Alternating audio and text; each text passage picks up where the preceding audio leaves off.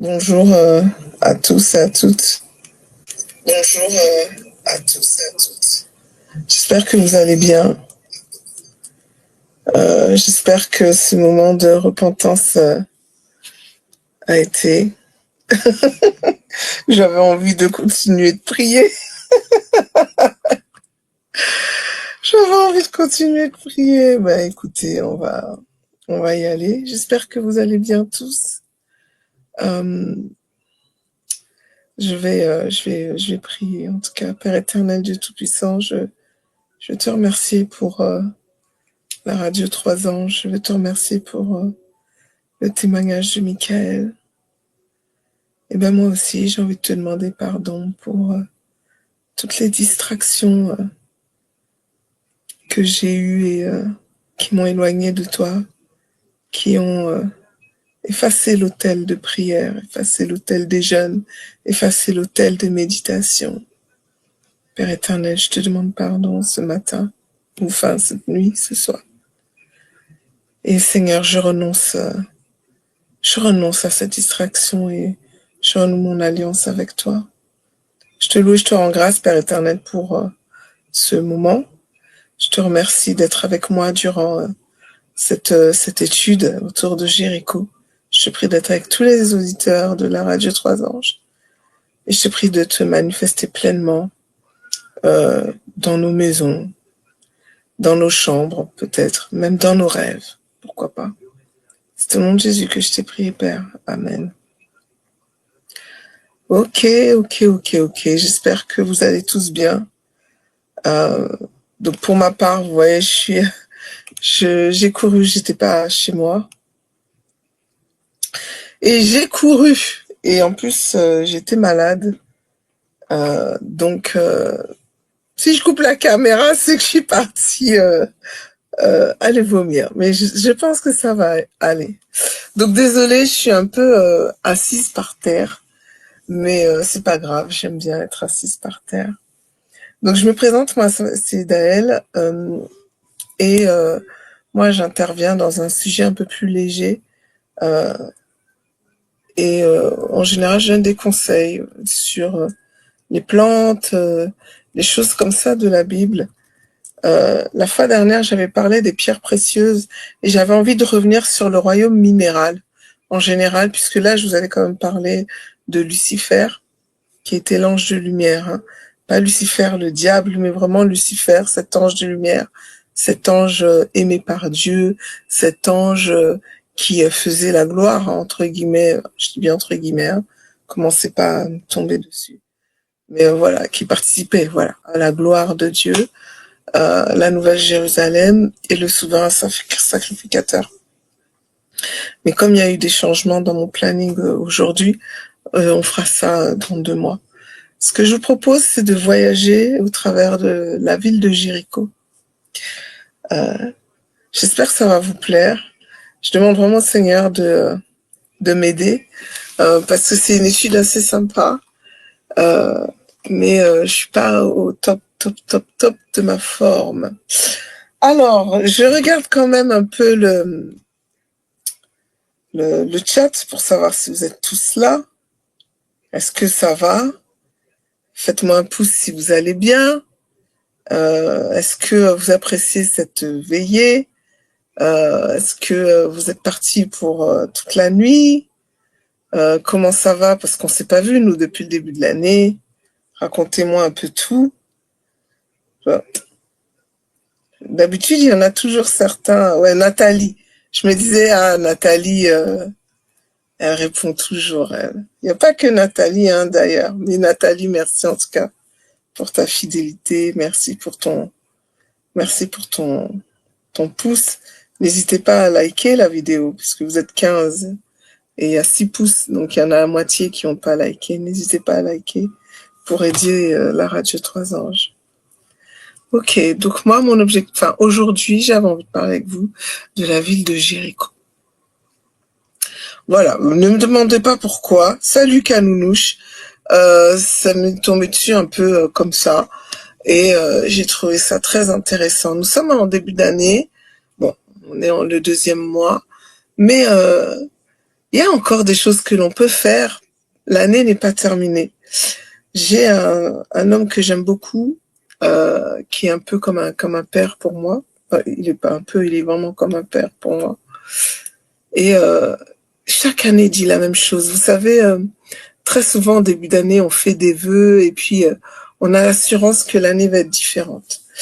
Et même dans certaines églises, il y a des messages dits prophétiques. Ça veut dire que le pasteur reçoit une direction pour l'année 2025, par exemple. Et lui, chaque année, il dit la même chose. Il dit, vous savez, moi, voici ma prophétie pour cette année. 2025 ne sera pas dissemblable à l'année 2024. 2025 ressemblera à l'année 2024. Alors à chaque fois, ça fait un choc. Il dit oui. Si vous faites les mêmes choses que 2024, 2025 ne sera pas bien différente. 2025 sera la sœur jumelle de 2024. Et j'aime beaucoup ce qu'il dit parce que chaque année, il me rappelle ça. Que tu sais d'elle, cette année sera la jumelle de l'autre. Si tu changes pas tes habitudes, si tu changes pas ta manière d'être, si tu changes pas ta manière de faire, si tu vas pas plus loin dans ta relation avec Dieu, etc., ça sera exactement la même chose. Combien même tu vas proclamer, déclarer, dire au nom de Jésus, ça va pas changer. Ok?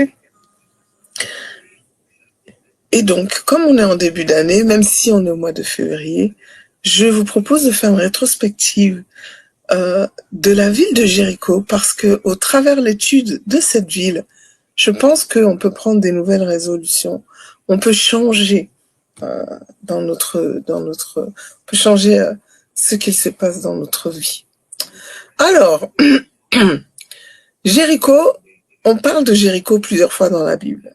D'ailleurs, si je vous parle de Jéricho, je suis quasiment sûre que vous allez me dire, bon, j'allais dire dans le chat, si je vous dis Jéricho, à quoi vous pensez tout de suite? À quoi vous pensez tout de suite si je vous dis Jéricho? Bon, on va essayer d'un peu parler, vous et moi. Vous êtes timide? Ok, c'est pas grave. Si je parle de Jéricho, en général, on va me parler des murailles. Les murailles de Jéricho qui sont tombées. Il y a un chant que le pasteur Ricardo Apollon, c'est un haïtien, chante, c'est Miraille l'a crasé. J'aime trop ce chant-là. Miraille l'a crasé, ça veut dire les murailles sont tombées. Voilà. Mais par contre, j'aimerais partir de la dernière, le dernier passage qui parle de Jéricho. Et ensuite, on va remonter au premier passage. Mais j'aimerais qu'on aille. Oui, voilà, destruction du mur, c'est ça. Ah ouais, en fait, il y a un lag. Enfin, je sais pas comment on dit, comme un jet lag. Quand je parle, il y a un petit temps. Ok, je comprends. J'aimerais parler de la dernière mention de Jéricho dans la Bible, parce que mine de rien, c'est de là que nous sommes. C'est de là que nous partons. Puisque nous sommes dans le Nouveau Testament, entre guillemets. La dernière mention dans la Bible, c'est Hébreux 11, verset 30. Alors, comme vous savez, moi, j'aime bien lire la Bible, hein. Donc, on va lire la Bible. Je me suis dit qu'il va falloir que je lise un peu moins de passages ce soir.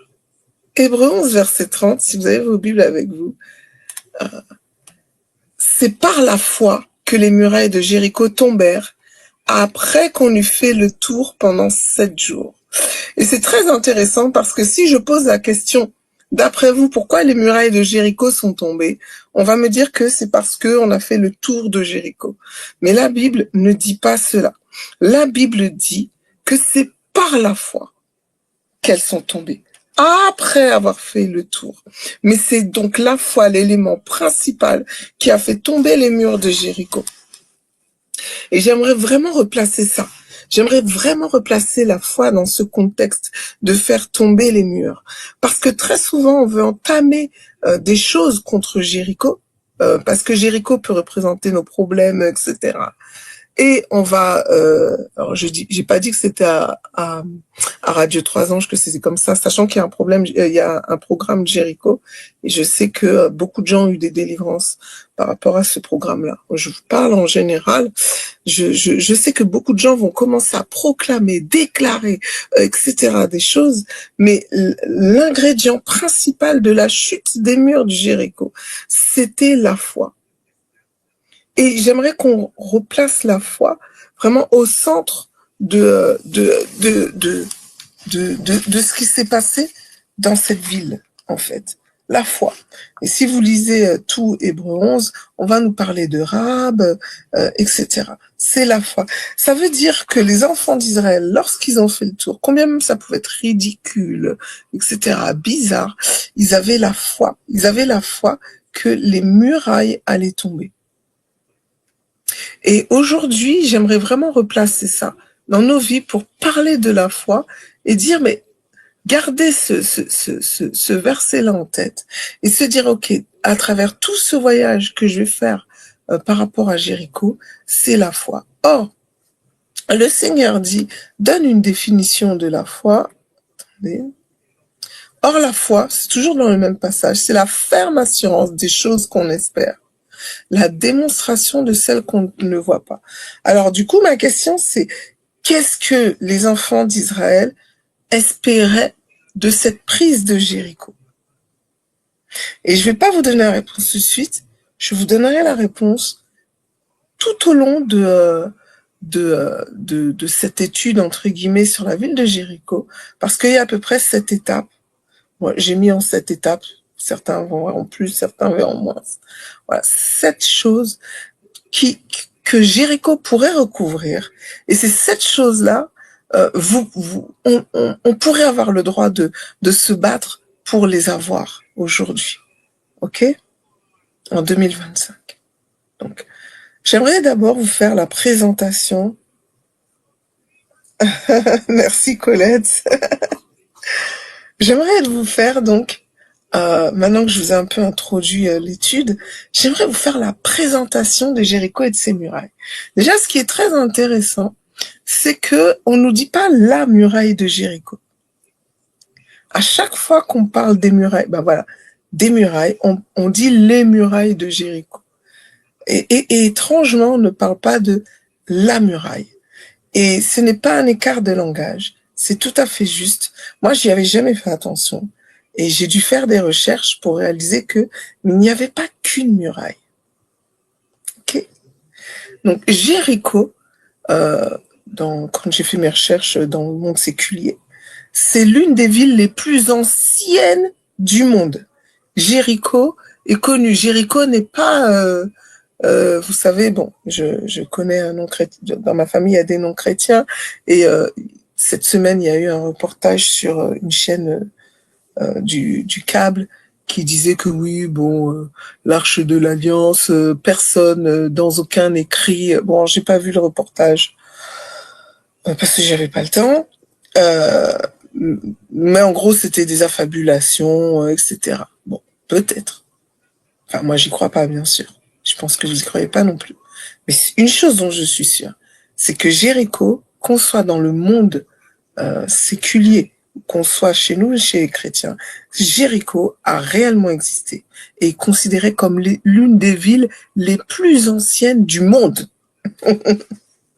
Voilà. Elle était située en Cisjordanie, elle était à côté du Jourdain. Donc si vous voyez la carte, vous voyez le Jourdain, Jéricho est à côté. Et dans le livre de Josué, justement, on découvre que c'est une ville fortifiée. Elle est décrite comme une ville fortifiée. Et Jéricho, c'est une ville stratégique. C'est une ville stratégique parce qu'il y avait un oasis à côté de cette ville. Donc, beaucoup de gens la voulaient. C'était une ville beaucoup appréciée par son climat. Il y avait des épices, notamment il y avait beaucoup de miel, donc le pays où coule le lait et le miel. Canaan, Jéricho était la porte, et on savait qu'à Jéricho, il y avait beaucoup de miel. Il y avait, comme je vous dis, beaucoup d'épices, de plantes, etc. Le seul problème de Jéricho, c'est qu'il y avait des serpents. Il y avait beaucoup de serpents, apparemment, selon les recherches et les fouilles. Il y avait quand même beaucoup de serpents, donc attention, voilà. Et toujours selon les fouilles archéologiques, alors on va parler de plusieurs époques dans le monde. On parle de l'époque néolithique, etc. Néolithique, c'est entre moins 8000 avant Jésus-Christ, moins 9000 à peu près. Hein. Voilà. Donc, toutes les fouilles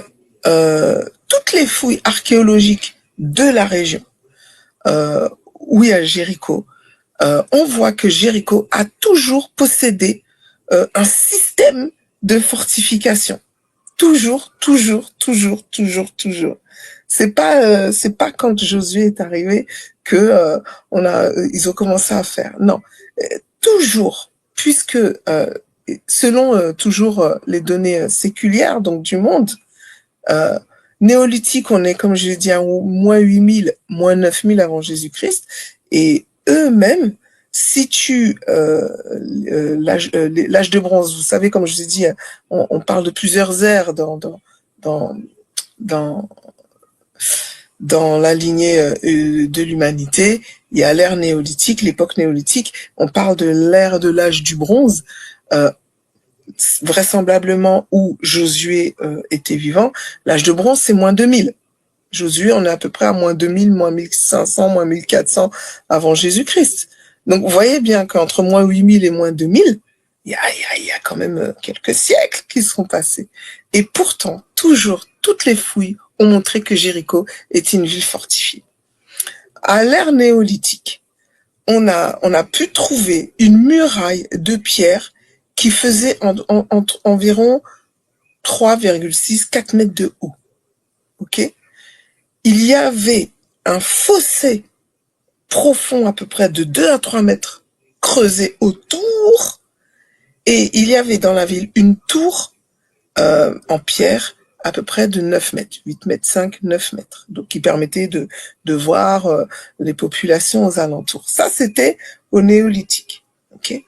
Maintenant, quand on vient à l'âge de bronze, donc l'époque de Josué, là où certainement Josué est arrivé voir Jéricho, il y a une double muraille. Et moi, je vous assure, hein, je savais même pas qu'il y avait une double muraille. Pour moi, c'était une muraille. On disait les murailles, mais il y avait une double muraille. Il y avait donc le mur extérieur qui était en briques de terre, qui servait donc de première ligne de défense, qui faisait, alors selon les études, parce que j'ai pas pu trouver d'études exactes, entre 5 mètres voire 9 mètres. J'ai pas pu trouver de consensus sur la hauteur du premier mur, à moins que le premier mur, et en plus c'est pas mal anglais, à moins que le premier mur peut-être avait des hauteurs différentes, je sais pas trop. Mais on va dire que le premier mur, le mur extérieur, faisait entre 5 et 9 mètres. Puis, il y avait un mur intérieur, encore plus haut et plus massif que le premier mur.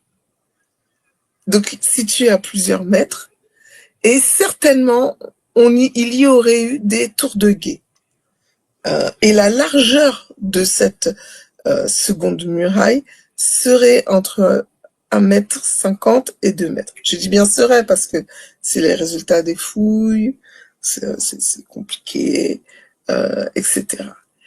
Et selon les fouilles, en plus de ces murailles, il y avait un fossé de 2 à 3 mètres de profondeur qui entourait la muraille extérieure. Donc, c'est pour vous dire que Jéricho, là, Jéricho a été construite, faite, bâtie pour ne pas être prise très facilement. D'accord.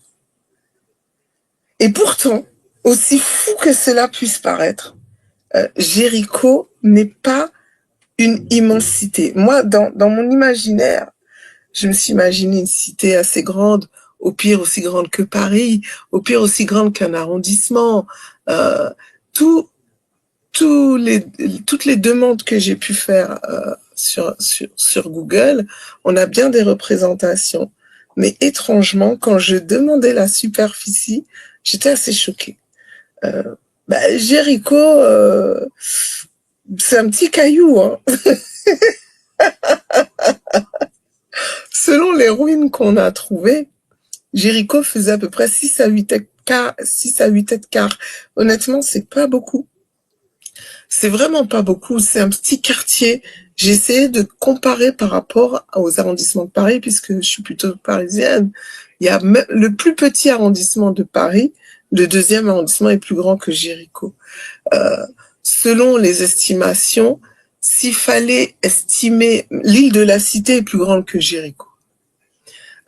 S'il fallait estimer selon les fouilles archéologiques, ce qu'on a trouvé, Jéricho, ce serait à peu près le quartier du Marais, quoi.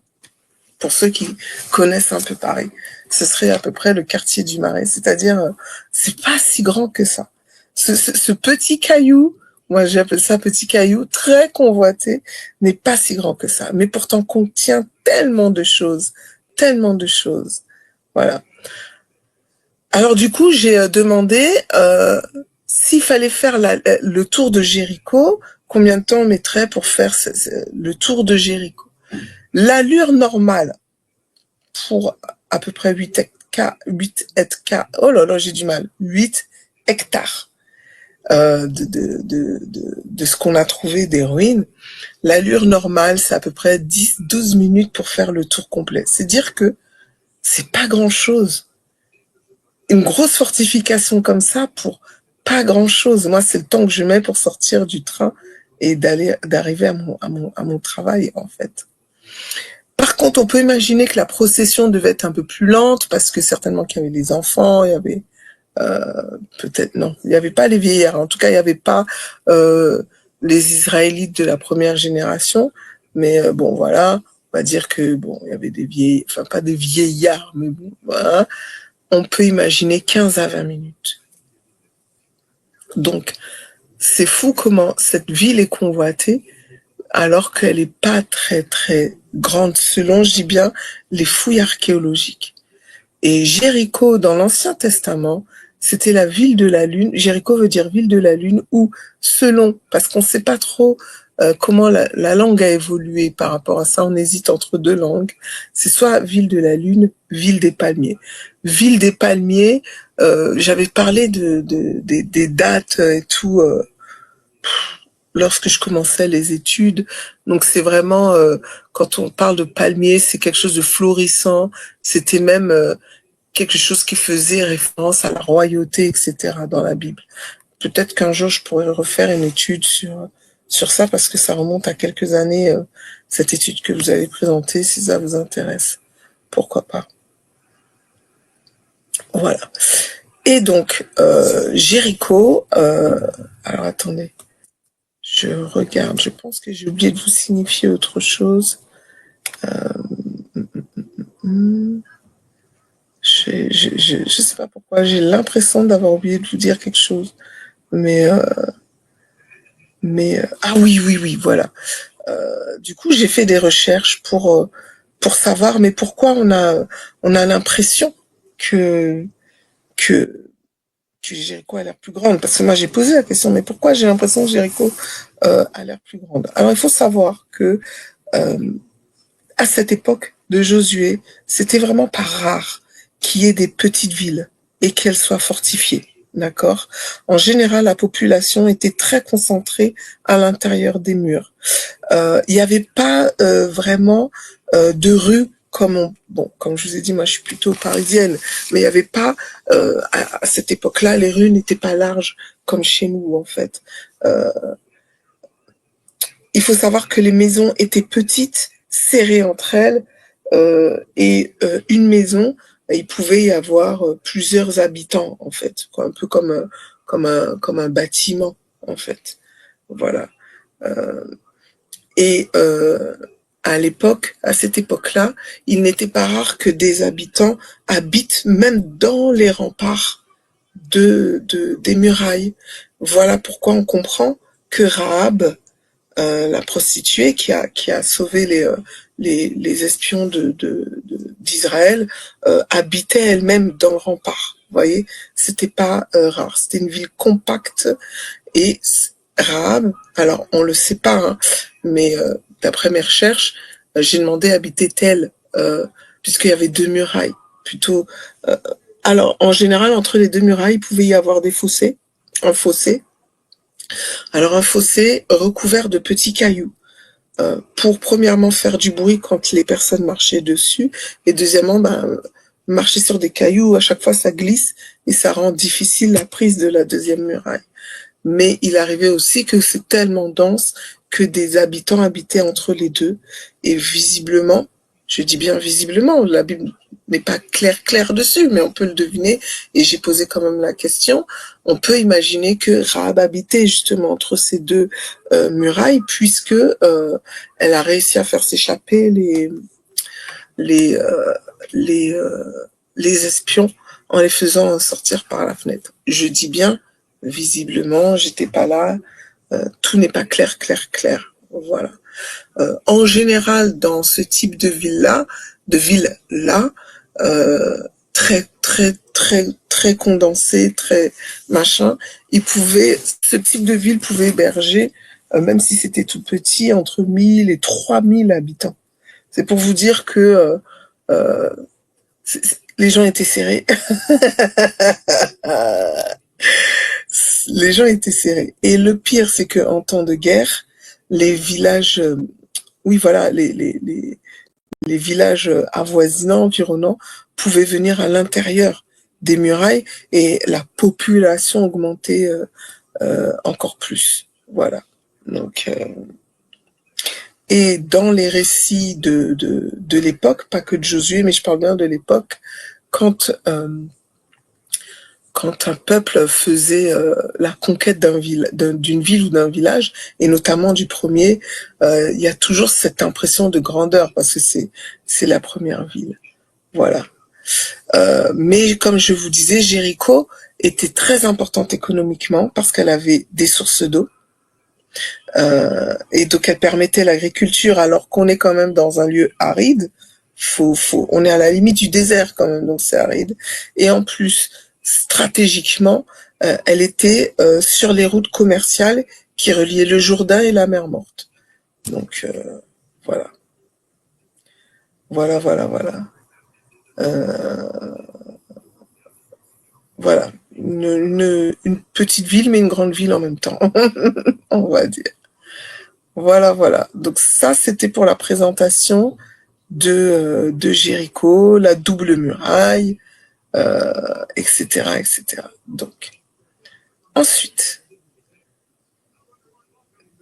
comme je disais, il y a 7 à peu près étapes euh, entre le Nouveau Testament, où on apprend que par la foi, la muraille est tombée, et la première mention de Jéricho. La première mention de Jéricho se trouve dans Nombre 22, verset 1. Alors, je vais le lire.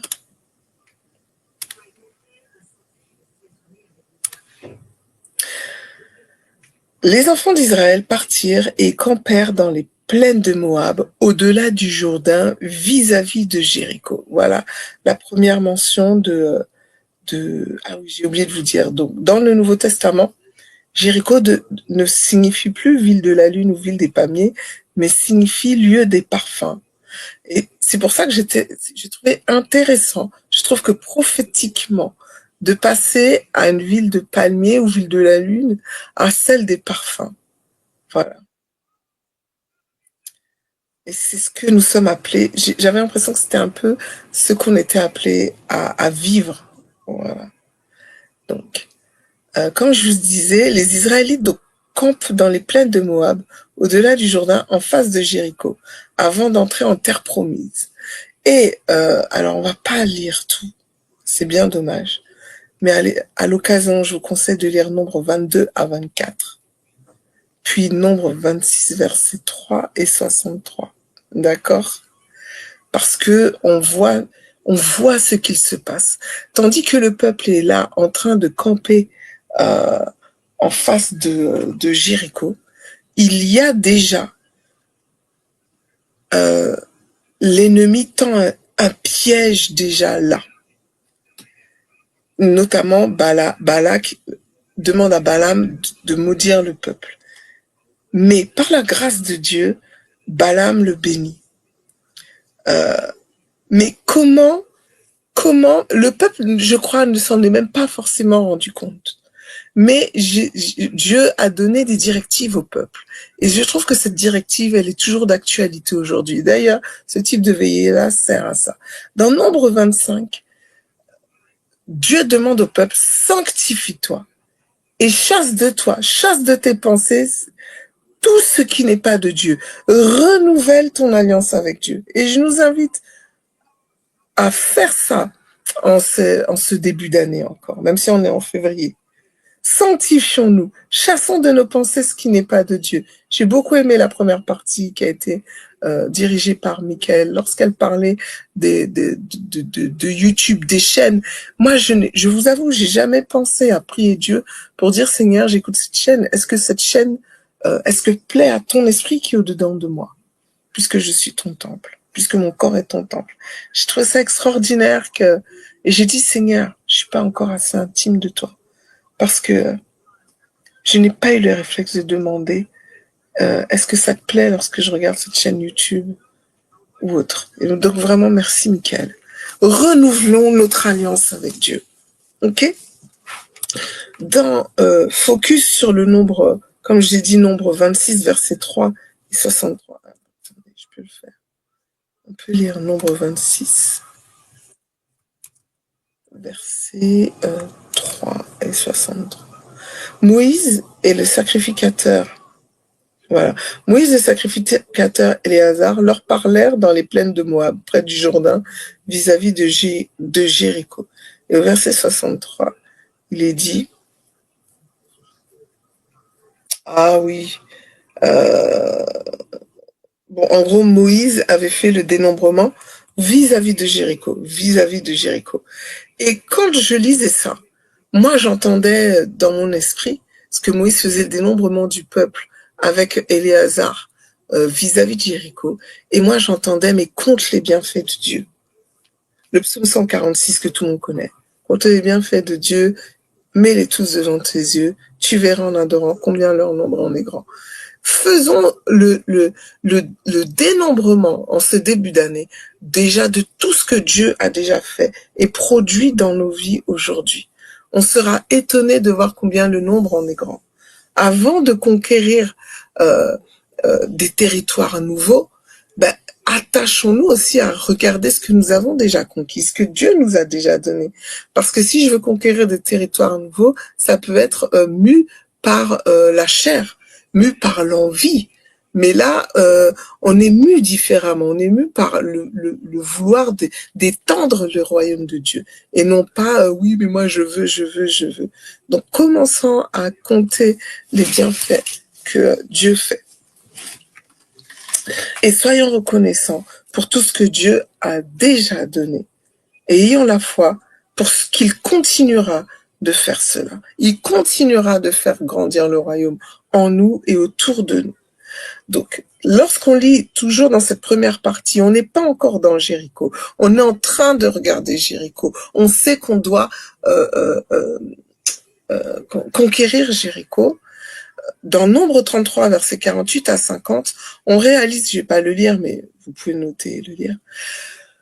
Jéricho est cité comme étant le dernier campement d'Israël avant de traverser le désert. Jéricho est stratégique. Jéricho marque la fin de cette période de désert et marque en même temps le début de cette période de Canaan, de cette promesse, de ce pays qu'on attendu pendant 40 ans, ce pays où coule le lait et le miel. C'est le dernier campement avant de traverser le Jourdain. Et Dieu ordonne à Moïse de préparer la conquête de Canaan depuis ce lieu de stratégique, depuis Jéricho. Voilà pourquoi Moïse va monter sur le mont Nebo. Un jour, je vous avais promis, il faut que je fasse une étude sur les différents monts et ce qu'ils représentent. C'est pas rien, ok? Et donc Jéricho est mentionné, donc le point de repère qui marque l'entrée de Canaan. Et je vous propose, rappelez-vous, je vous ai dit le texte de base, c'est par la foi.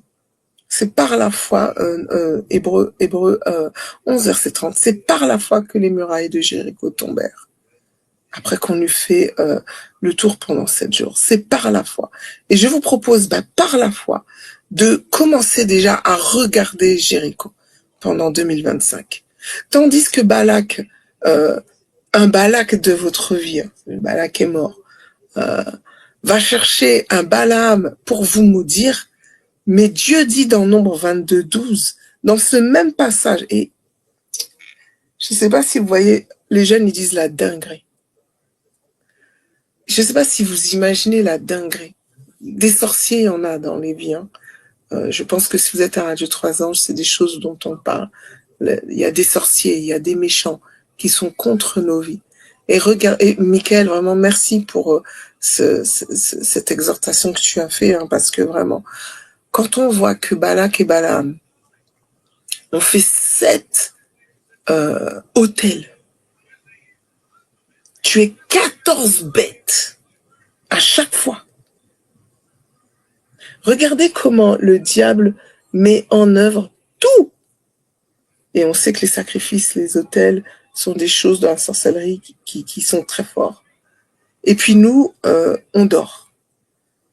On fait, je me rappelle plus, elle avait dit des prières express, mais elle avait donné une expression là tout à l'heure, des prières de 5 minutes. Eux, ils tuent 14 bêtes. D'accord? Et pas qu'une fois. Il fait 7 autels. Non, mes amis, il va falloir qu'on se réveille. Il va falloir qu'on se réveille. Et si on ne se sanctifie pas comme Dieu l'a demandé, et comme je dis, je suis pas sûre que le peuple réalisait qu'il y avait un piège qui se tendait pour eux, tandis qu'ils étaient là. Et nous-mêmes, tandis qu'on est là à vouloir programmer l'année, on est loin d'imaginer les pièges, les sacrifices qui se font dans les lieux occultes contre nos vies, contre nos familles, contre nos prospérités, contre notre travail, contre nos enfants, contre nos parents, contre notre famille. C'est terrible. Mais dans ce même passage-là, Nombre 22, 12 dit « Tu es béni. Tu es béni. Tu es béni. » Et au verset 18, il est écrit que rien ne peut enfreindre l'ordre de l'Éternel, ton Dieu. Donc c'est par la foi que l'on conquiert Jéricho. C'est par la foi que je suis béni. C'est par la foi que je dois croire que rien ne peut enfreindre l'ordre de mon Dieu, qui est que je sois prospère. Voilà. Et quand je parle de prospère, je parle pas de l'évangile de prospérité, l'argent, quoique l'argent fait partie des promesses de Dieu, hein, d'accord? Mais je parle de vraiment prospère dans tous les domaines de ta vie. Voilà. Donc commençons déjà, tandis qu'on est en face de Jéricho, à proclamer sur nous les bénédictions comme Balaam. Moi, j'ai repris le texte que Balaam avait dit et j'ai commencé à bénir ma vie. Voilà, là où Balaam était venu pour maudire, rappelez-vous que, alors je ne sais pas si vous connaissez un peu le passage, hein. Je parle de Balaam, Balak, bon, je vais aller vite fait. Donc, il est déjà 23, je suis trop passionnée. Je vais aller vite, je vais essayer d'aller vite. Donc, le peuple est là, dans les plaines, et va conquérir Jéricho. Et il s'avère qu'il y a un roi qui s'appelle Balak, qui avait la crainte du peuple, et Balak, qui s'est dit, ah non, moi ce peuple me fait peur, ils vont me conquérir, qu'est-ce que je vais faire? Je vais chercher un prophète qui va les maudire. Et le prophète s'appelait Balaam. Voilà. Et pour faire très très vite, donc au départ Balaam il dit non, mais on sent que Balaam il a envie d'y aller parce que Balak a promis vraiment beaucoup d'argent en fait. Donc il y va, le Seigneur lui fait un avertissement que si tu oses maudire ce peuple, tu vas avoir affaire à moi. Donc tandis que Balak, comme je vous ai dit, fait des sacrifices et des sacrifices et des sacrifices. Balaam, au moment où il va prophétiser pour maudire le peuple, bénit le peuple.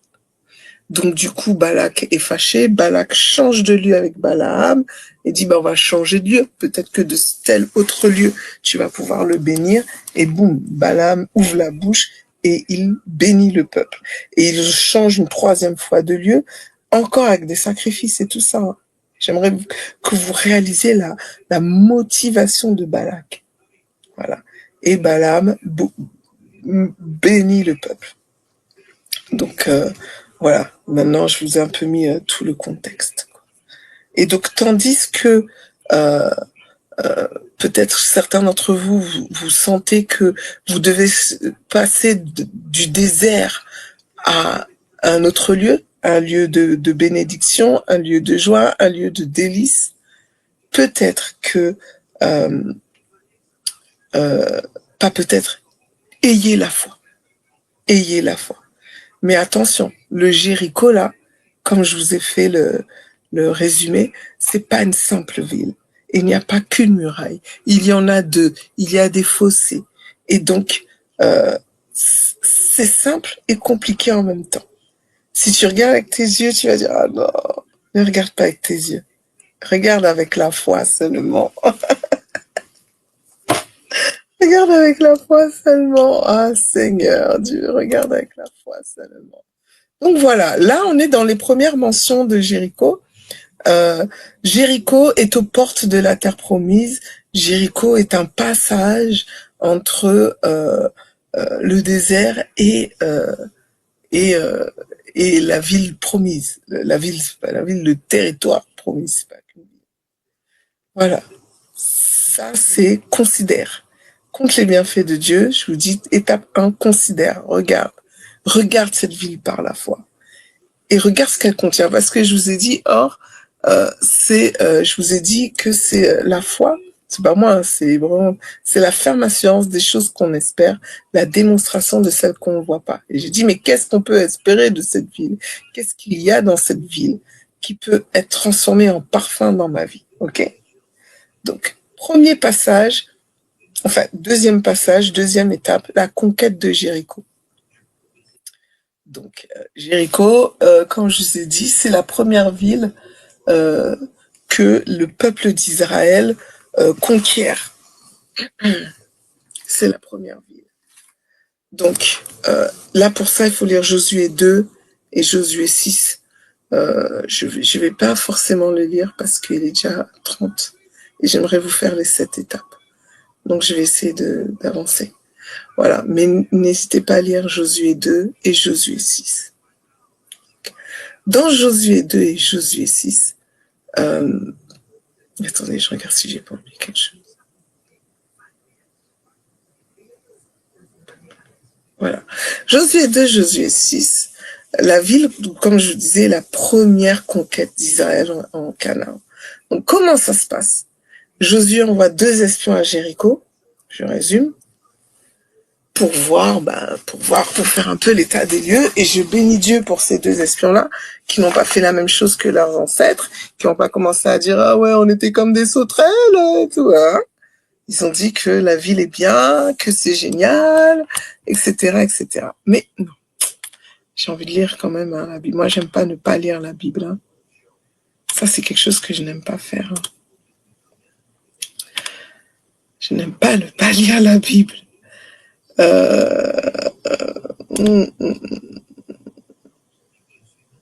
Je vais lire quand même le début. De Chittim, Josué, donc fils de Nun, envoya secrètement 2 hommes chargés d'une mission de reconnaissance. Il leur donna cette consigne, allez explorer le pays, en particulier la ville de Jéricho. Ils partirent et arrivés à Jéricho, ils entrèrent dans la ville d'une prostituée nommée Rahab. Ils y passèrent la nuit. On prévint le roi de Jéricho que des Israélites étaient arrivés là pendant la nuit pour reconnaître la région. Alors il envoya dire à Rahab, livre-nous les hommes qui sont venus chez toi et qui logent dans ta maison, car ils sont venus pour espionner tout le pays. Mais la femme emmena les 2 hommes et les cacha, puis elle répondit, effectivement, des hommes sont venus chez moi, mais j'ignorais d'où ils étaient. Et comme on allait fermer la porte, ils sont repartis à la tombée de la nuit. Je ne sais pas où ils sont allés. Dépêchez-vous de les poursuivre, car vous pouvez encore les rattraper. En fait, elle les avait fait monter sur le toit de la terrasse de sa maison et les avait cachés sous un tas de tiges de lin qu'elle avait rangées là. Les envoyés du roi se lancer à la poursuite des espions sur le chemin, blablabla, blablabla, blablabla. Et là, vous voyez, j'ai trouvé ça extraordinaire. C'est que, comme je vous avais dit, il y a une tour de guet. Il y avait une tour de guet. Donc, ils ont vu les hommes rentrer dans la ville. Ils ont même vu qu'ils sont rentrés chez Rahab. Maintenant, dites-moi, comment savaient-ils qu'ils sont venus espionner tout le pays? C'est là où je me suis dit, mais comment savaient-ils qu'ils sont venus espionner tout le pays? Est-ce que ces hommes-là ont trop parlé? Est-ce que je n'en sais rien? Je me suis dit, mais comment ils ont pu dire à Rahab, ouais, mais ils sont venus espionner tout le pays?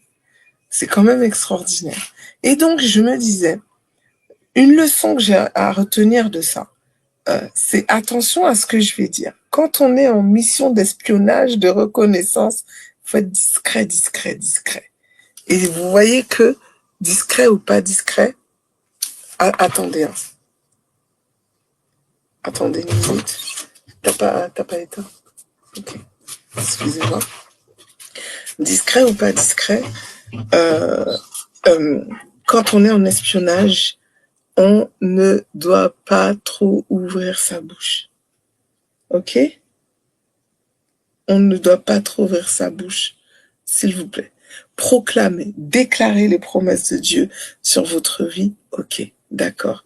Mais ne commencez pas... Voilà comment ça amène trop de problèmes dans nos vies. Voilà. La personne que... Des fois, la personne que vous parlez, celle qui est plus jalouse. Ok? Donc, tandis que, donc on est dans cette étape. Après, lisez Josué 2, Josué 6. Le peuple devait faire 6 fois le tour de la ville. Comme je vous ai dit, 10 minutes, 20 minutes, j'en sais rien. Souffler dans les trompettes et crier. Ce qui a entraîné l'effondrement des murailles. Mais j'ai envie de dire, ce qui a entraîné l'effondrement des murailles, c'était la foi. C'était la foi. La ville est totalement détruite et brûlée, sauf Rahab. Et Josué fait quelque chose, il maudit quiconque tenterait de rebâtir Jéricho. Vous me suivez? Donc je vous disais que il faut garder en tête que c'est par la foi que les murailles sont tombées. Donc gardons en tête toujours que c'est par la foi. Oui, tu fais 6 fois le tour. Oui, tu souffles de la trompette. Mais c'est par la foi que ça tombe. Ok? Et c'est ça que je veux que nous gardions en tête durant l'année 2025. La foi.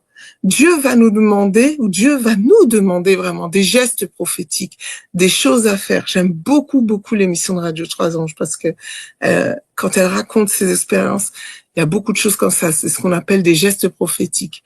Mais ce n'est pas les gestes prophétiques qui fait la délivrance. Ce n'est pas les gestes prophétiques qui fait ces choses. C'est la foi. C'est la foi. Et des fois, le Saint-Esprit, Dieu va vous demander des choses très bizarres. Faire 7 fois le tour d'un quartier, ça n'a aucun sens. Ça n'a aucun sens. Et autant ceux qui étaient en Jéricho devaient trembler d'effroi, à se dire mais qu'est-ce qui va se passer? Ah, ne nous attaque pas aujourd'hui, ah bah demain. Autant eux, leur foi devait être alimentée. Voilà. Donc, et ce qui est très bizarre, c'est que on veut conquérir Jéricho. On sait qu'il se passe des choses dans Jéricho. On sait que Jéricho est pour moi. Et en même temps, il faut mettre le feu entièrement dans cette ville. C'est intéressant. Donc, Dieu peut nous demander de conquérir des nouvelles terres, de conquérir une nouvelle année, mais il va falloir mettre le feu sur ce qui était déjà là. La détruire complètement, et les murailles, et ce qu'il y a à l'intérieur. Mais c'est de là pourtant qu'il y a le lait et le miel. Mais non, Seigneur, moi je vais pas faire ça. Mais non, pourquoi mettre le feu? Il faut mettre le feu. Parce qu'il y a des choses qui sont vouées par interdit.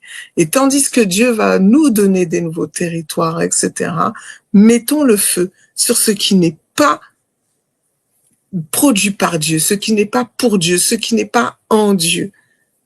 N'hésitez pas. Jéricho va se transformer vraiment en lieu des parfums. En lieu de parfum. Ça va plus être le lieu de la lune, la ville de la lune ou la ville des palmiers. Ça va être le lieu des parfums. Et je vous avais déjà parlé du parfum. On va revenir sur le parfum. Ok. Et Jéricho fait quelque chose. Et ça, il faut qu'on le lise. Jéricho. Josué fait quelque chose. Josué 6, 26.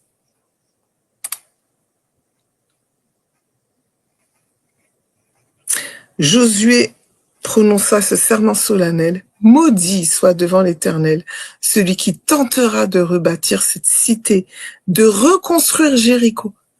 C'est au prix de son fils aîné qu'il posera les fondations et au prix de son fils cadet qu'il fixera les portes. Très intéressant.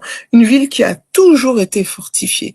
Josué déclare que maudit soit la personne qui ose reconstruire cette ville. Maintenant, ce qui est conquis, c'est brûlé. Il n'y aura plus, en tout cas Josué le déclare, alors, je dis pas qu'il n'y aura plus, mais Josué dit que celui qui osera rebâtir cette cité avec une femme prostituée, merci Rahab, qui a quand même sauvé ces hommes et qui a été une ancêtre de Jésus, hein. Donc merci Seigneur pour Rahab.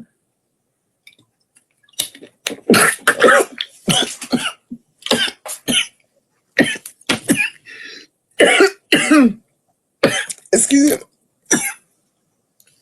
Comme je l'ai dit, j'étais malade. Eh ben, laisse tomber. Excusez-moi. J'aurais pas dû boire. C'est pas grave. Cette ville, donc, qui pouvait avoir entre 1000 et 3000 habitants. Donc, il y avait même des prostituées, alors que c'était une toute petite ville. Voilà, il faut tout brûler. Et donc, Josué maudit quiconque tenterait de rebâtir cette ville. Donc, on comprend que, en tout cas, de rebâtir ces murailles. On comprend que Dieu peut nous donner un terrain, mais n'est pas voué à revivre la même chose. Dieu peut vous demander de tout ratisser, ok, pour pouvoir vivre dans cette bénédiction. Ensuite, Jéricho, on n'en parle pas. On n'en parle pas. Et 500 ans passent entre le moment où Josué fait cette déclaration et là où on en reparle. Et là, on est dans 1 Roi 16, 34. Il n'est pas dit grand-chose. Il n'est pas dit grand-chose. Je prends juste un mouchoir. 2 secondes.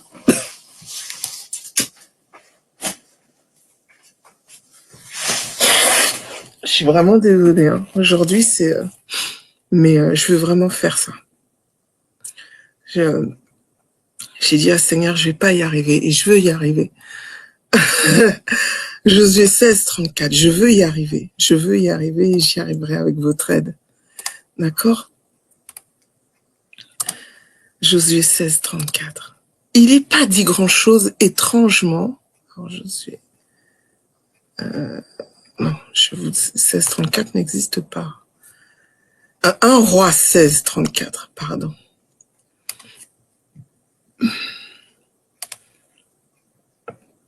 Je veux le lire.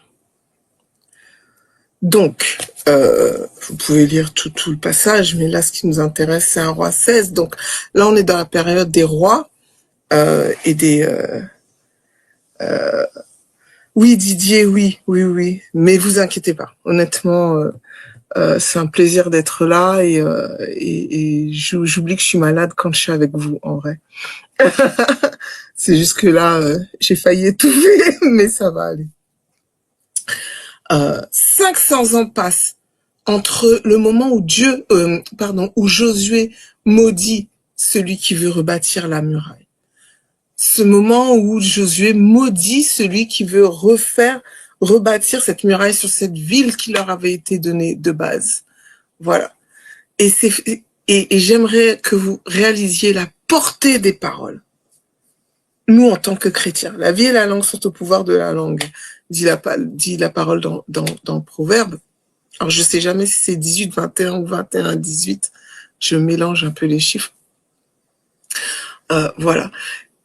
Vous savez, quand j'étais petite, quand j'étais jeune, pas petite mais jeune, souvent j'aimais prier.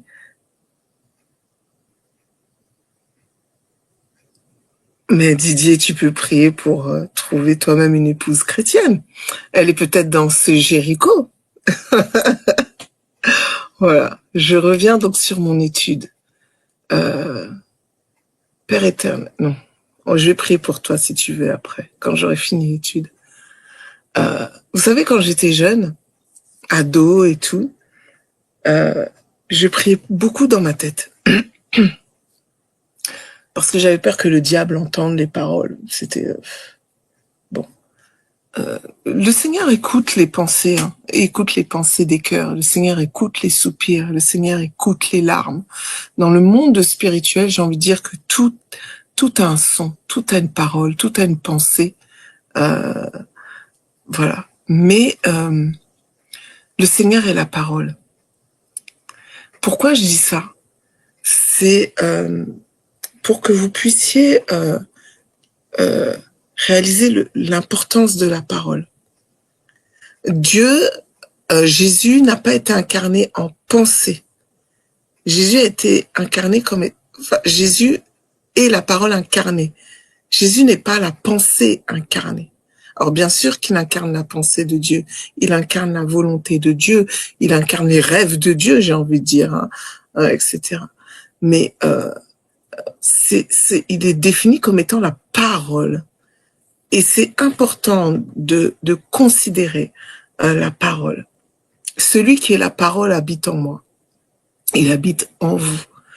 Donc, faisons attention aux paroles. Et Mickaël, tu en as parlé tout à l'heure. Vraiment, merci. Hein. Vraiment, j'ai trop aimé la première partie. Donc, c'est pour ça. Mickaël ne m'a pas sponsorisé, mais j'ai vraiment été touchée par cette première partie. Donc, c'est pour ça que je reviens tout le temps dessus. Ça m'a impacté. Voilà. Mais réalisez que vous aussi, vous avez le pouvoir, entre guillemets, de déclarer des paroles sur les situations, sur les programmes que vos ennemis spirituels veulent mettre contre vous. Ok? Donc, et vous pouvez déclarer que c'en est maintenant fini. Voilà, de cette maladie, c'en est maintenant fini de cette malédiction. Satan, si tu veux revenir avec moi, avec telle malédiction, tu risques vraiment d'être le feu du Saint-Esprit. Vous voyez ce que je veux dire? Il est temps de s'approprier les choses. Et donc Josué maudit. Et 500 ans après, c'est-à-dire que Josué est déjà mort, ses os ont déjà fait de la poudre. 500 ans après, Hiel de Bethel. Donc c'est sous le règne, alors c'était sous le règne d'Akab, pardon. Akab, le méchant roi, là. Donc c'est sous son règne qu'un certain Hiel de Bethel rebâtit Jéricho. La pose des fondations coûta la vie à son fils aîné, Abiram, et pourtant il continue. Il continue. Et lorsqu'on posa les portes, son cadet, Ségoub, mourut. Cela arriva conformément à la parole que l'Éternel avait prononcée par l'intermédiaire de Josué, fils de Nun. J'aime tellement ce verset, parce que ce verset me montre la suprématie de Dieu. 500 ans après, la parole s'accomplit, et j'aime bien, parce qu'il est écrit que conformément à la parole que l'Éternel avait prononcée par l'intermédiaire de Josué, fils de Nun. Ça veut dire que à ce moment-là, Josué a été donné comme prophète pour cette génération, puisque à l'époque, c'était les prophètes qui prononçaient la parole de Dieu. Sauf qu'aujourd'hui, on a le Saint-Esprit en nous. Donc, l'Esprit de Dieu a été répandu sur toute chair. Il y a écrit « Vos fils et vos filles prophétiseront », etc. Mais en fait, la version hébreu dit « Vos fils et vos filles seront prophètes ». On est tous plus ou moins prophètes. Je dis bien plus ou moins, il y en a qui ont office de prophète, etc., comme on peut voir avec Agabus, par exemple. Mais on a tous cette capacité-là de dire les oracles de l'Éternel sur une situation donnée. Il faut en être conscient de ça, de qui habite en vous.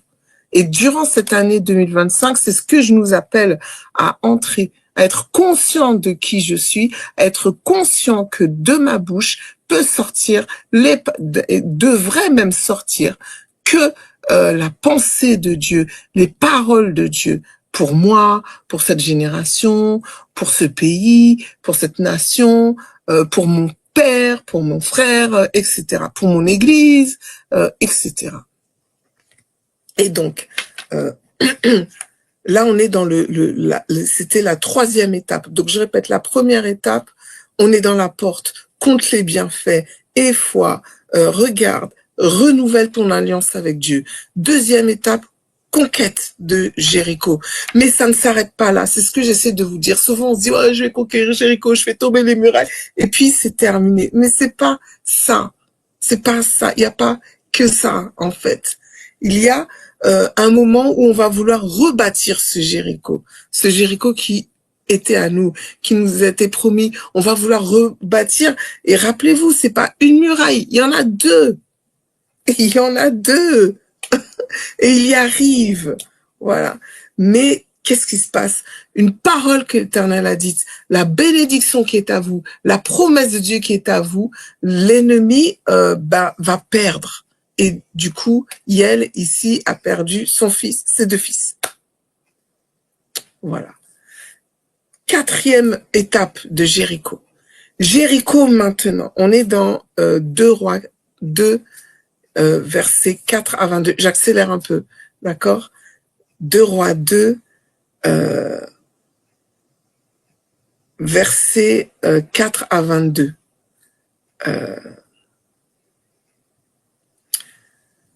Jéricho maintenant devient un centre prophétique. Et durant cette année, donc je nous invite, et c'était l'introduction quand je vous ai parlé de la parole, je nous invite tous à être des êtres entre guillemets prophétiques. Et je dis entre guillemets, je devrais pas le dire comme ça, mais ça veut dire des êtres totalement mus par le Saint-Esprit qui habite en nous, qui est l'esprit du Dieu vivant, qui est l'esprit de Christ, qui sonde le cœur de Dieu. Donc, qui est capable, puisqu'il sonde le cœur de Dieu, de nous donner la pensée de Dieu, de nous dire ce qu'il faut faire. C'est là que c'est à Jéricho que Élie et Élisée convoient l'histoire qui se passe entre ces deux êtres. Il y a visiblement un centre de formation pour les prophètes. C'est à Jéricho. Souvent, on veut Jéricho, mais on pense à nos biens matériels. Un mariage, une maison, et autre chose. Et vous avez raison, j'ai envie de dire, il n'y a pas de problème à vouloir un mariage, une maison. Mais Jéricho, ça peut être aussi ce lieu où tu apprendras l'intimité avec Dieu. Tu apprendras à écouter la voix de Dieu et tu apprendras à faire ce que Dieu dit. C'est important, c'est pas juste écouter. Déjà, il y en a beaucoup qui trouvent qu'ils l'entendent pas. Jéricho, c'est ce lieu-là, c'est un lieu de formation où Dieu, tu vas apprendre à entendre sa voix, à entendre sa volonté, marcher selon ce qu'il demande. Et je répète encore, c'est par la foi que tu dois déjà croire que, mais cette année, je peux entendre la voix de Dieu. Cette année, je vais entendre, pas je peux, je vais. C'est pour ça que je répète, or c'est par la foi. Si les murs sont tombés de Jéricho, c'est pour que tu parviennes à cet état-là. Ne reste pas juste à tes besoins matériels, à fait que oh oui, mais voilà mon métier, t'étais tout le temps au chômage. Oui, mais va au-delà de ça. Dans Jéricho, tu vas trouver un lieu où tu pourras être en intimité avec Dieu, en intimité avec le Père. Et pourquoi je précise le Père? Parce que très souvent, on s'arrête au Saint-Esprit. Oh, on a vu des frissons. Oh, machin. Je suis en train encore d'étudier le Saint-Esprit.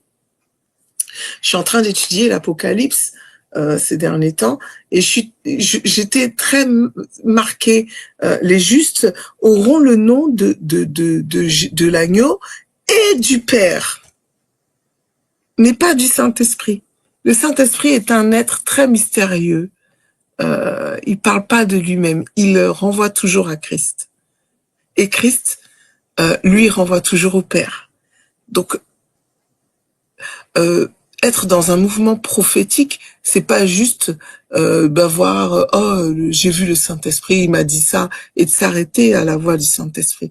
C'est d'aller à la rencontre de Jésus et d'aller à la rencontre du Père. Et je trouve que beaucoup de gens ont du mal à aller à la rencontre du Père. Pourquoi? Parce que déjà, on est dans une génération où peu de personnes ont grandi avec un père. Il y a beaucoup de divorces, beaucoup de femmes seules. C'est compliqué pour beaucoup. Mais si tu n'arrives pas à avoir une relation et à avoir une bonne, pas imaginaire, mais une bonne représentation d'un bon père, c'est compliqué pour toi d'avoir une relation avec Dieu le Père. Pourtant, Jésus a tout fait pour qu'on soit réconcilié avec Dieu le Père. J'aimerais vraiment que vous considériez ça durant cette année. Voilà. Que je veux une rencontre avec le Père. Pas juste ressentir des frissons, pas juste avoir une rencontre avec la parole, mais avoir cette rencontre avec le Père. Ok? Donc voilà. On est dans Jéricho, le quatrième, où Jéricho devient un centre prophétique. Je vais un peu déborder, je suis désolée, mais je veux avancer. Et d'ailleurs, les événements clés, regardez, vous allez lire dans 2 Rois, dans 2 Rois 2, comment Élisée a réussi à purifier les eaux empoisonnées de la ville. La ville était empoisonnée et lisez cette histoire. C'est ce qu'il va se passer. On a tout brûlé. Quelqu'un a essayé de rebâtir. Il y a des choses. Mais tandis que vous allez grimper dans cette intimité avec Dieu, qu'on sera dans cette 4e étape, toutes les eaux empoisonnées de la ville seront purifiées. Et c'est aussi à Jéricho que Élie a été enlevé au ciel sur un char de feu.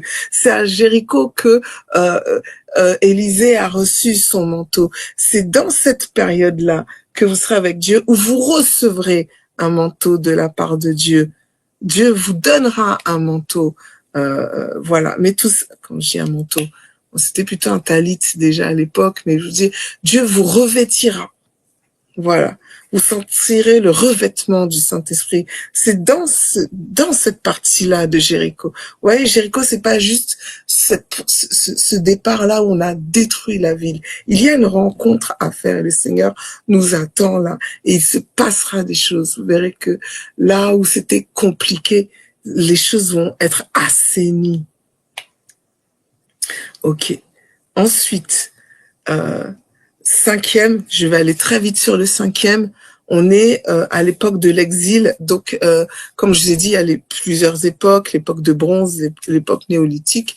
Et là, on va parler de époque exilique. Alors bon, ça c'est pour notre connaissance personnelle. Hein. Voilà. Et post-exilique, en gros, c'est après l'exil de Babylone. Donc le peuple avait été déporté et Néhémie a plaidé sa cause auprès du roi Darius, il me semble, ouais. Et il a dit oui, et donc ils ont le droit de rebâtir Jérusalem. Et regardez ce qu'il se passe. Les habitants de Jéricho vont voir les habitants de Jérusalem pour rebâtir les murailles de Jérusalem. Maintenant, Jéricho qui a bénéficié, là où on est dans autant de choses, c'est là que maintenant on va pouvoir donner autour. Et c'était encore plus important de bâtir Jérusalem.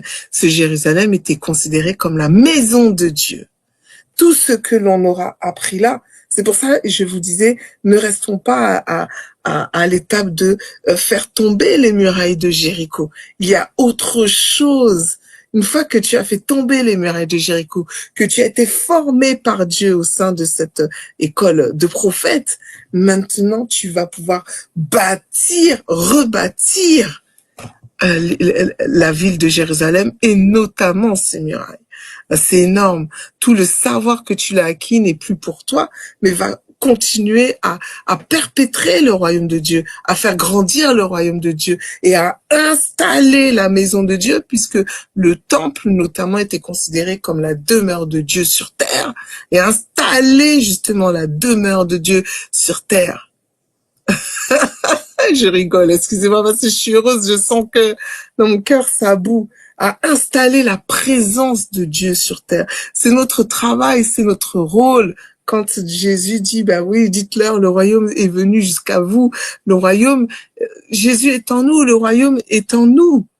Il y a le royaume au ciel, celui auquel nous aspirons tous, mais ces choses-là, nous devons installer le système de Dieu sur cette terre. Ah, et vous voyez, donc Jéricho participe. Ils viennent et ils aident. Ah, Seigneur. Et voilà maintenant qu'on se retrouve dans le Nouveau Testament. On se retrouve dans cette ville qui n'est plus la ville des dattiers, la ville où il y avait un oasis là-bas, etc. Dans le Nouveau Testament, Jéricho signifie la ville des parfums.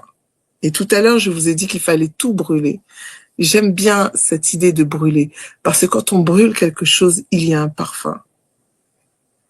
Et quand on brûle les choses par le feu du Saint-Esprit, c'est la sanctification.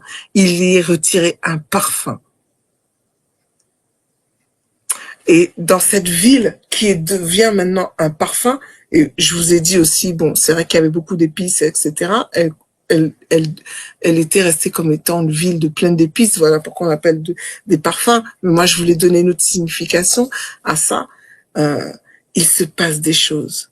Et maintenant, Jéricho, même si elle a aidé à reconstruire la ville de Dieu, la ville de la présence de Dieu, puisque je vous ai dit que le temple était considéré comme étant la présence de Dieu sur cette terre parmi les hommes. Bartimée l'aveugle, alors je vais pas lire le passage. Marc 10, versets 46 à 52, Bartimée l'aveugle, ce mendiant, quand il dit « Oh, Jésus, fils de David, aide-moi », etc. C'était à Jéricho. Et donc, Jéricho devient cette ville de parfum, cette ville où il peut y avoir des miracles, cette ville où maintenant on fait tomber les écailles spirituelles des hommes. On leur fait voir la lumière. Parce que nous sommes la lumière du monde. Ok? Donc, allons à la conquête de notre identité. Allons à la conquête d'être la lumière du monde. Allons, quand Dieu dit, allez guérissez les malades. C'est la mission de Matthieu 28. Excusez-moi. C'est la grande mission que Jésus nous a donnée. Allons guérissez les malades. Et ce malade-là, il est guéri près de Jéricho. Ok? Autre chose. Tandis que dans Luc 19, versets 1 à 10, Jésus rencontre Zachée à Jéricho. C'était dans la ville de Jéricho. Et donc Jéricho va devenir pourvoyeur. Là où on a cherché à vous voler tout ce qui était à vous, etc. Regardez, Jéricho décide de donner la moitié de ses biens aux pauvres. Il décide de rembourser tout ce qu'il a trompé. C'est à Jéricho. Jéricho devient pourvoyeur. Jéricho devient pourvoyeur et dans les besoins physiques des hommes, mais aussi dans les besoins spirituels, puisque je vous parle de cet aveugle-là. Voilà. C'est à Jéricho. C'est dans cette ville que Dieu a demandé, cette première ville que Dieu a demandé de conquérir. Il se passe des choses, il s'est passé une transformation. Et cette transformation, on peut la vivre aujourd'hui en 2025. Mais toujours par une chose, par la foi. Par la foi. On revient à Hébreux 11, 30. Je m'arrange toujours pour finir à l'heure. Merci Seigneur. Hébreux 11, 30. C'est par la foi. C'est par la foi que ça va commencer à faire tomber les murailles. C'est par la foi qu'on continuera à faire tout ce que Dieu nous demande de faire. C'est par la foi que Jéricho peut devenir mien. C'est par la foi que Jéricho va m'apporter. Quand je dis Jéricho, on est bien d'accord que c'est Dieu qui apporte, hein, c'est Dieu qui pourvoit, etc., etc. D'accord? Commencez pas à écrire que oui, tu as dit que c'est Jéricho. Mais non, mes amis, on est intelligent à Radio 3 Anges. Ok, c'est par la foi que ça commence. Et la foi demeure. Et j'aime bien ce verset parce que du coup, il est le dernier de la mention où on parle de Jéricho, Hébreux 11:30. C'est par la foi. Voilà, donc j'avais commencé par là, puisque nous on y est dans ce temps-là, de vivre la foi. La foi, c'est quelque chose d'extraordinaire. Les anges ne comprennent pas la foi. La Bible dit que les anges nous regardent là, ils ne comprennent pas le salut, entre guillemets. Ils ne comprennent pas. Et vous savez pourquoi ils comprennent pas? Parce que nous, on voit pas. Eux ont cette grâce de voir Dieu, de voir Jésus, même s'ils se couvrent avec leurs ailes, enfin, certains d'entre eux se couvrent, etc., etc. Mais ils peuvent dire qu'ils ont expérimenté le fait de voir Dieu. Ils n'arrivent pas à comprendre comment des hommes et des femmes qui n'ont pas vu cette gloire-là décident de suivre Dieu alors qu'ils n'ont pas vu. Comprenez cette préciosité de la foi. C'est ce qui fait qu'on est différent des anges. Et de tous les autres êtres d'ailleurs. Voilà, on a l'image de Christ en nous. Ils se disent mais c'est un truc de dingue. Comment un homme qui est pas top, je veux dire en plus, décide de dire ok Seigneur, je te crois. Alors que ils n'ont pas vu ce que nous on n'a pas vu ce que eux voient. On a une description partielle dans la Bible. Et même quand on lit la Bible, on comprend même pas. Des roues partout, des yeux nulle part. Des voix qui parlent sous un trône, des tonnerres, des éclairs, une mer de verre, un arc-en-ciel tout émeraude. On lit les mots, mais on comprend pas. Par la foi. La foi. Voilà. C'était ce à quoi cette étude. J'espère que ça vous a plu. J'espère que ça vous a plu. Je vais prier pour la fin. J'ai déjà débordé.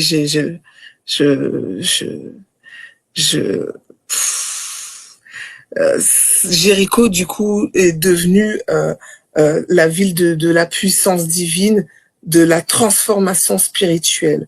Et c'est ce que je nous enjoins à vivre durant cette année 2025.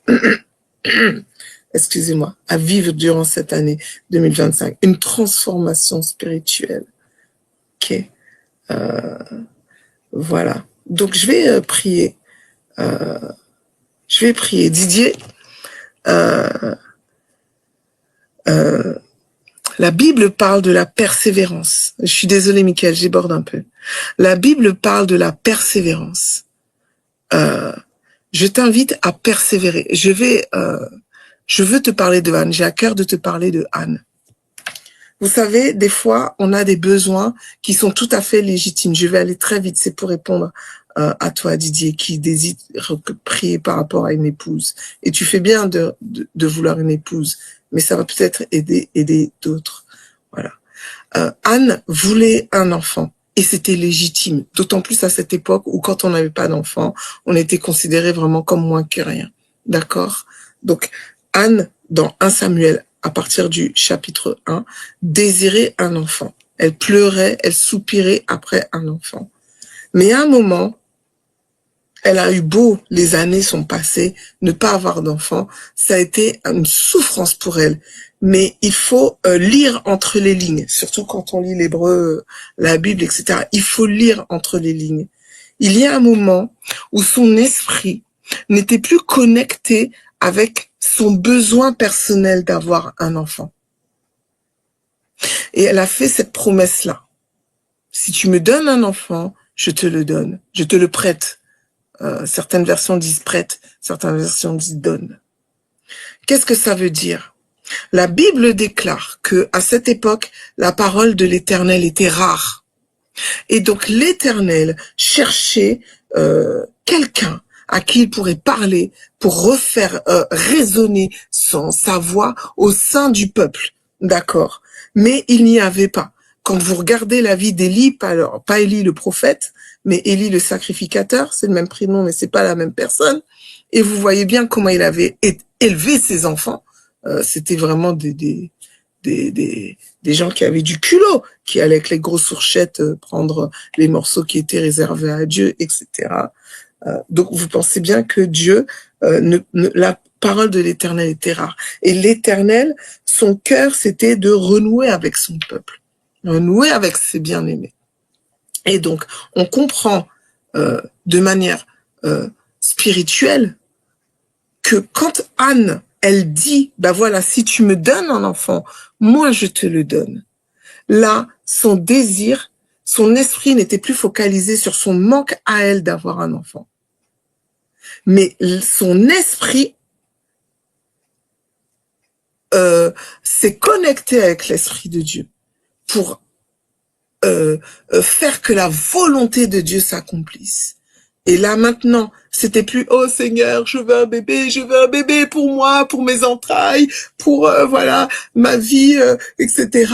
C'était pour toi, pour ton royaume, pour qu'on puisse entendre ta voix. Je dis bien que c'est spirituel quand on lit entre les lignes. Et là, Dieu automatiquement a joint la volonté de Anne à la sienne. Il y a une rencontre entre ces deux. Voilà pourquoi je vous disais que dans le prophétique, il faut aller à la rencontre du cœur du Père, des envies du Père, de ce qu'il désire. Voilà. C'était plus Anne pour elle. Parce que, écoutez, c'est très ridicule de supplier d'avoir un enfant et après de le donner. Ça n'a aucun sens. Ça n'a aucun sens. Tu peux pas soupirer après un enfant et puis dire, bon, bah, je te le donne.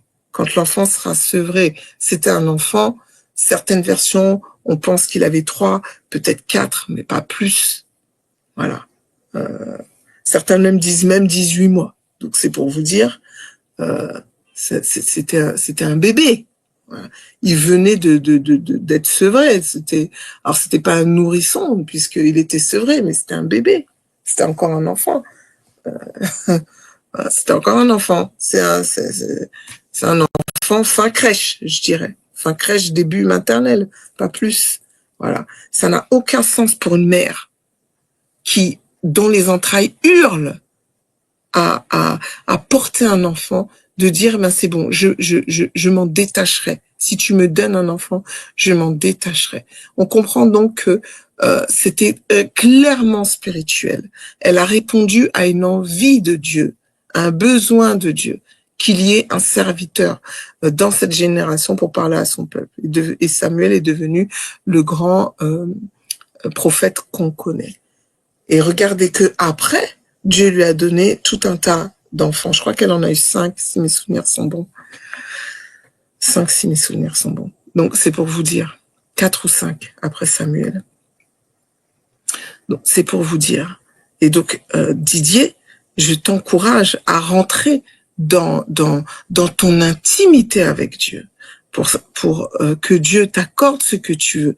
Mais que ce ne soit plus ta volonté seule ou tes envies seules qui sont légitimes. Parce que la plupart des hommes ont été créés pour avoir une épouse et vice-versa. Mais pour que ton désir devienne le désir du cœur de Dieu, à ce moment-là, qu'il soit plus focalisé sur toi, mais focalisé sur le Saint-Esprit. Ok? Déjà, et je vais te dire quelque chose très clair, très concret. Très clair, très concret. Ça va être dur, ça va être méchant, mais c'est très clair, très concret. Tu peux pas vouloir une épouse et toujours vivre chez ta mère. C'est aussi simple que ça. Donc, si tes parents veulent que tu partes de chez eux, c'est une excellente chose dans ton besoin de devoir avoir une épouse.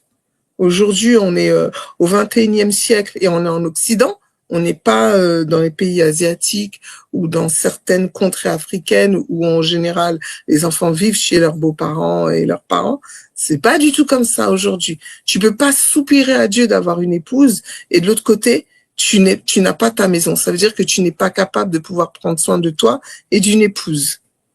Donc, demande à Dieu de faire de toi un homme responsable, capable de s'occuper d'une épouse. Une épouse, une femme a besoin d'un homme. L'homme est le chef du foyer. Ok? Donc, je vais prier pour tout le monde ici, mais je veux que tu réalises ces choses. Ah ben oui, il faut que tu réalises ces choses. Tu dois partir de chez tes parents avant d'espérer d'avoir une épouse. Ça n'a aucun sens. Tu vas la ramener où, ton épouse? Chez tes parents? Ça n'a aucun sens. C'est pas logique. Et ça manque, ça montre que il y a pas de la maturité. Donc oui, prends ta maison, et c'est peut-être une très bonne chose que le Seigneur te mette la pression par rapport à tes parents pour que tu puisses réaliser ton rêve de vouloir épouser une femme. Ok. Michael, je suis désolée, j'ai débordé. Je vais prier très succinctement et laisser la place à Michael. Je te remercie, Michael. D'habitude, j'essaie de pas déborder. Merci à vous tous pour votre patience. J'espère que ça vous a plu quand même. N'hésitez pas à poser des questions pour ceux qui sont dans le groupe WhatsApp, et puis j'y répondrai à la prochaine étude. Père éternel, Dieu Tout-Puissant, je te présente tous les auditeurs de Radio Trois Anges de ce soir, mais aussi de ceux qui écouteront en replay l'étude de Jéricho. Seigneur, nous avons compris que on veut pas juste s'arrêter à faire tomber les murailles de Jéricho, mais et de nous arrêter à nos besoins matériels. Oui, Seigneur, je te prie pour le mariage, par exemple, de Didier, pour la maison de Didier, pour le mariage et la maison de d'autres. Je te prie pour la guérison de certains aussi, certainement dans la Radio 3 ans. Je pense que beaucoup en ont besoin. Mais je te prie pour cette rencontre spirituelle avec toi, afin que nous soyons capables de dire, comme Jésus, mais si tu m'as vu, tu as vu le Père. Parce que c'était sa prière dans Jean 17, que nous fassions un avec toi. Lui en toi, toi en lui, lui en nous, nous en toi. Seigneur, donne-nous durant l'année 2025, au travers l'illustration de la ville de Jéricho, que nous puissions être transformés en parfum de bonne odeur, un parfum qui est passé par le feu afin d'enlever toutes les scories, et de faire brûler un parfum de bonne odeur vers toi, afin que nous puissions faire avancer ton royaume avec l'aide de ton esprit, et afin que nous puissions hâter ta venue dans cette génération. Je te remercie vraiment particulièrement pour Michael et son époux, pour ce ministère. Je te remercie de la confiance qu'ils m'ont accordée de faire cette étude. Je te remercie pour tous les auditeurs qui ont été patients avec moi. Et je te remercie déjà, au Père, par la foi. Je crois qu'à la fin de l'année, lorsque on fera le bilan de l'année 2025, tu nous auras permis d'avoir passé toutes ces étapes et d'être des pourvoyeurs pour cette génération, des pourvoyeurs de ta bonne nouvelle, des pourvoyeurs de ta guérison, des pourvoyeurs de ton royaume, des pourvoyeurs de ta lumière, des pourvoyeurs de ton sel, Seigneur, pour cette terre, pour cette génération. C'est au nom de Jésus que je t'ai prié, mon Père, mon Dieu, mon roi. Amen.